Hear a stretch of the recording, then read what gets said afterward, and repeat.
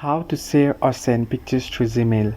Hello everyone, welcome back to the channel. Today I'm gonna show you how you can share or send any pictures through Gmail. Select the pictures that you want to send from your gallery and tap on the share icon that you can find on the screen. As you tap on the share option, you can find various options that you can share your pictures. Here you can find Gmail. Tap on the Gmail and it will take to Gmail and your pictures will get attached in it.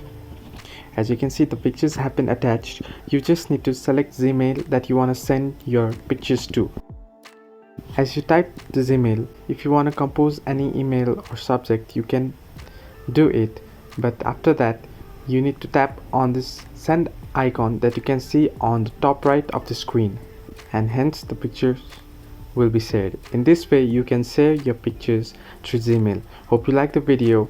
Like and subscribe for more and comment down if you have any further issues.